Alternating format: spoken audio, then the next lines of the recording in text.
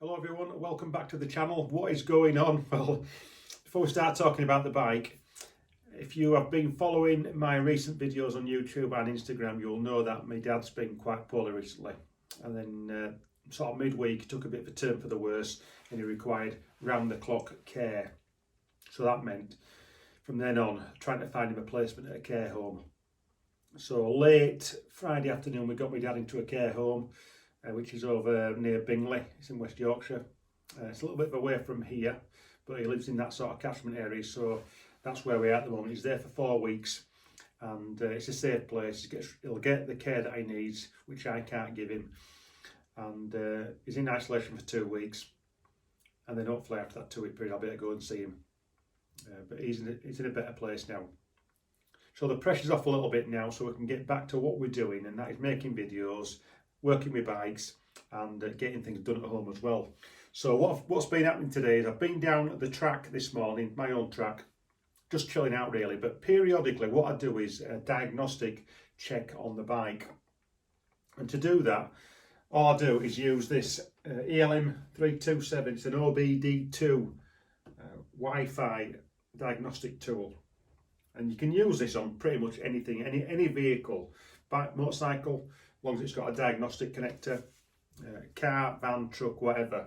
And I'll use that in conjunction with the app on an iPhone. It's a free app called the Car Scanner app. Download that onto your phone, whether you've got Android or Apple. But we need the special cable to plug it into the KTM wiring harness. So what I'm going to try and do now is keep things fairly simple with this application that we're using, this Car Scanner app on the KTM. Now for me, there's 4 things that I like to monitor on the bike.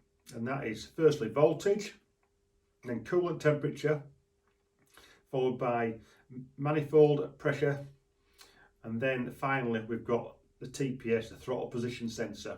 Okay, so we'll start with the voltage.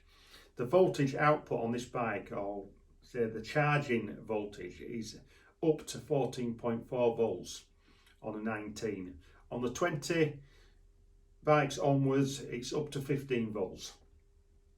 So by looking at the app when the bike's running, I can see that the correct voltage is coming through to the OBD2 reader. Okay, so 14.4 volts on average is the maximum. If it starts getting higher on this particular bike, if it started going beyond 15 volts, then I might start getting worried, because they might be overcharging the battery, and at that point it might damage the battery. So the maximum for this bike really is 14.4 volts. The 2020 bike onwards, 15 volts is the maximum. So on the back of that, if you are developing battery issues, you can plug this device in and see what the charging status is. If you're getting the 14.4 volts or 15 volts for whichever bike you've got still, but you're still having battery problems, chances are your battery was gone down.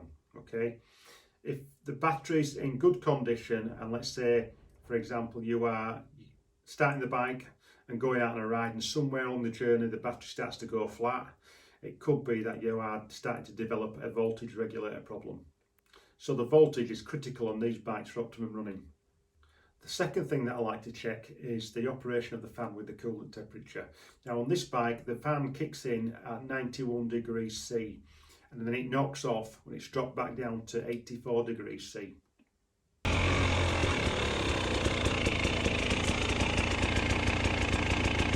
We're now up to 86. What we're going to do now is get the bike up to 90 degrees, let the fan kick in, and then we'll take it for a razz around the field. We'll see how far the temperature drops by one circuit of the field.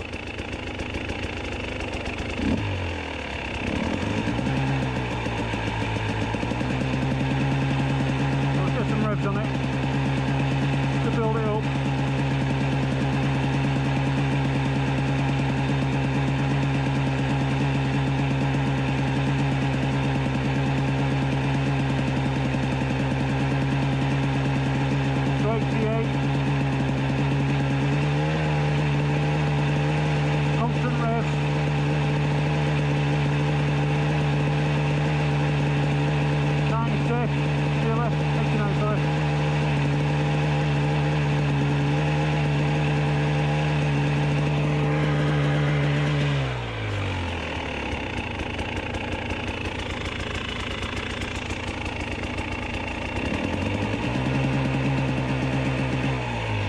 kicked in, 1991 it's gone on at, so that's good is that.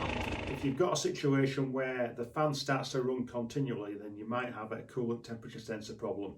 So you might need to swap that out and put a new one in. That's, you know, one example of where you can test it. The third thing that I like to keep an eye on is the manifold pressure, and that relates to the crankcase pressure sensor.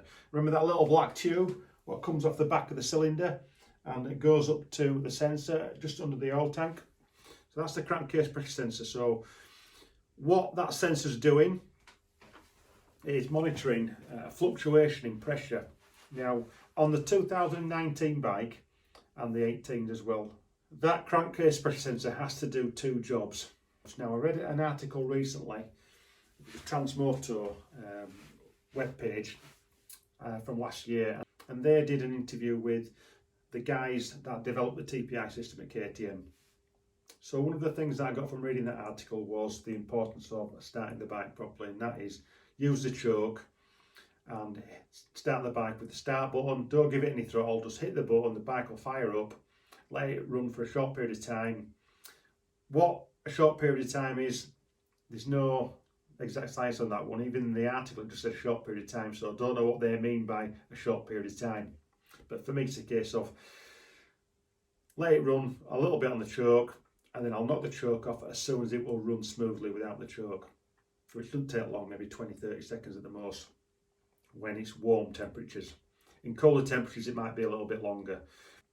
So on this bike, with only one sensor, the bike's reading the outside air pressure to start with on initial firing up, and then it'll switch over to reading the fluctuation in air pressures in the combustion chamber.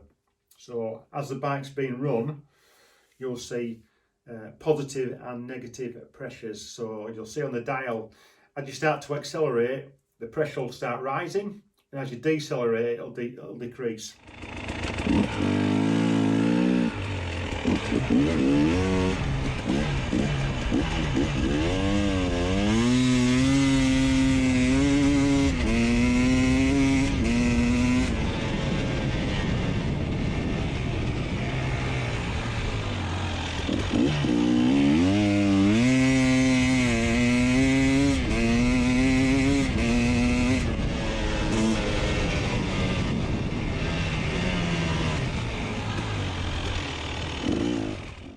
I've not yet really found a way of simulating a crankcase pressure problem on these bikes other than by pulling the pipe off the back of the cylinder, and if you do that, all you get is a flat reading of 105, which is the at sea level, it's the outside air pressure.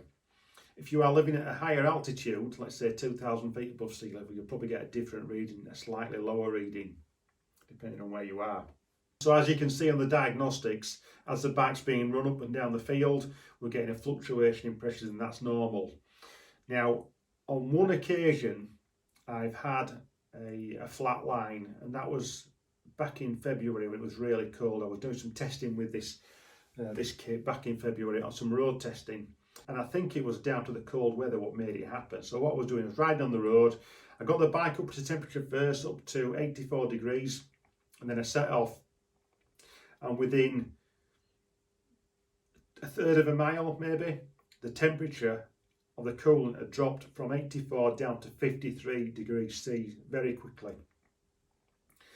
I then turned the bike round, I set off again, giving it full throttle in every gear, and I think I got into fourth gear and it started to bog. We started getting some bogs, and when I looked at the diagnostics afterwards, we got some flat lines.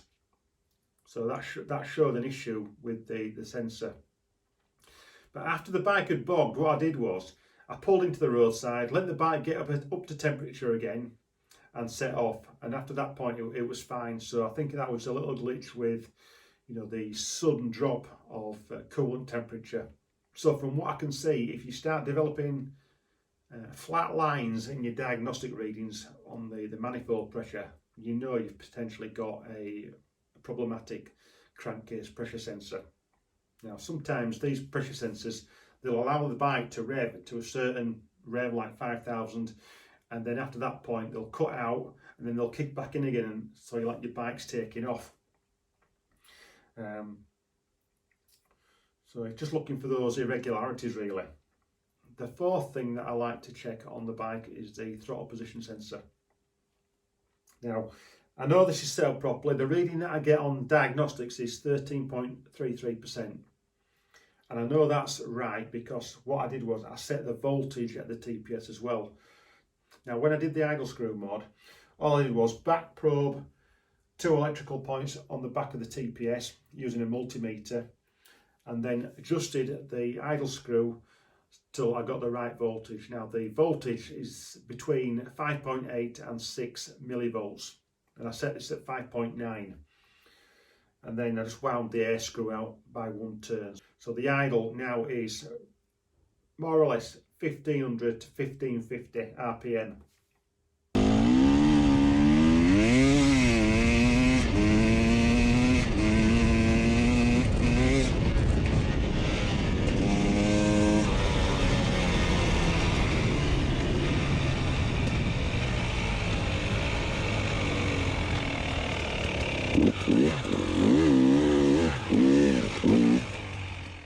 So that's voltage, coolant, temperature, crankcase pressure sensor, and also the TPS. Okay, if you've got a 2020 bike onwards, you can also on this app monitor the barometric pressure so that second air sensor you've got can be monitored as well. So depending on what altitude you are at, you will get different readings. If you're at sea level, you should get a reading of around 105. If you are higher up, 6,000–7,000 feet where you're living or you're riding, you should get a lower reading on the barometric pressure sensor. So that's a bit of an insight in how I use a diagnostic tool. It's not the answer to everything, but it will hopefully give you a start for 10 if you start having some problems with your bike. It is accurate, but it's not as accurate as if you were to plug in a proper KTM laptop or some other similar diagnostic tool where you're getting a live feed from the ECU to the computer. But it's a good start for 10 for the guys at home doing their own basic maintenance. So that's it from me at the moment. We've got Extreme Ravines next weekend. How that's going to go, I don't know. I'm just going to turn up and ride it and do what I can. But midweek I might get a ride in at the farm at Boroughbridge and hopefully do a little bit more fitness training up to Friday. Then we'll have Saturday off, relaxing. What we'll do is next video vlog at Extreme Ravines. So from me at the moment, stay tuned. Hard Enduro and Adventure Media at Eurotech. See you soon.